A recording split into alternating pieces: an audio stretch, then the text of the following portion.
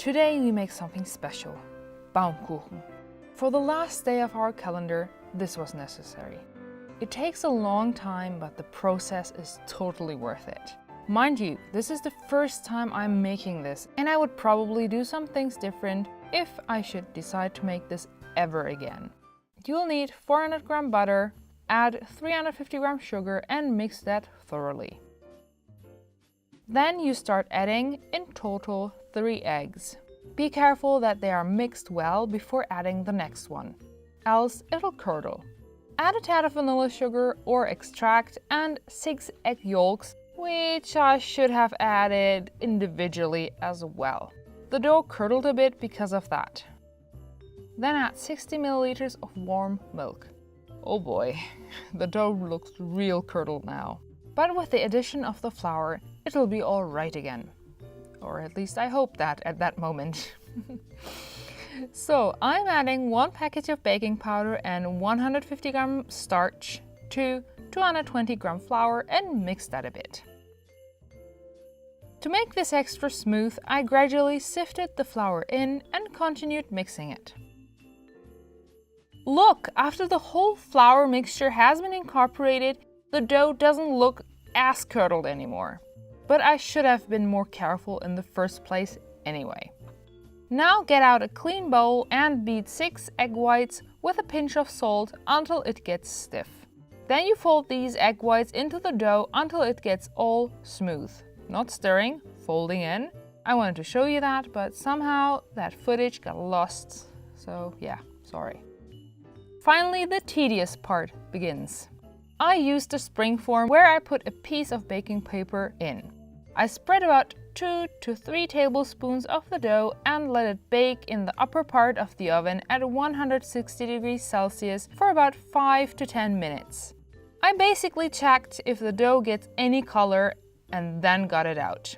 But here is a tip. Don't just put a cutout piece of baking paper, but cover the bottom completely and spread the dough completely on the bottom as well. I was kind of very careful to get it snug on top of each other, but the dough gets all runny because of the heat and then it just spreads on the bottom and the layers won't get as clean, and that's why my upper layers are just not as thick as they're supposed to be. So if I ever make this cake again, I won't be doing it like the way I've shown you here. Be more clever than I was. I lost count of how many layers of dough I applied.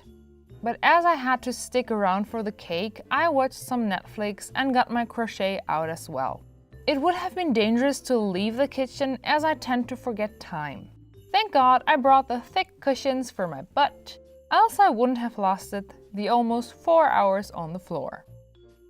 When I was finally done, I got the cake out of the springform and cut it down to the size I actually wanted it.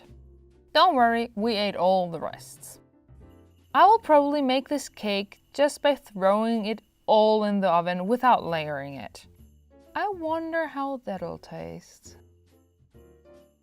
As a final touch, I melted some dark chocolate and spread that evenly on the cake. And because this cake was such a hustle to make, it deserved some elegant, big sprinkles, which I spaced out evenly. You know, to make it more royal, I guess. And here you have it, the amateur Baumkuchen, which actually tastes better than the ones I used to buy from the store. I'm actually pretty proud at how this turned out, and I know myself I'll probably give this a shot sometime again, just to prove that I can make it even better, or make it look even better. This was our last day, and I hope you like this whole advent calendar thing. Let us know in the comments below. The recipe for this is, as always, in the descriptions if you want to give it a shot. I wish you all a Merry Christmas and see you in our next video. Bye!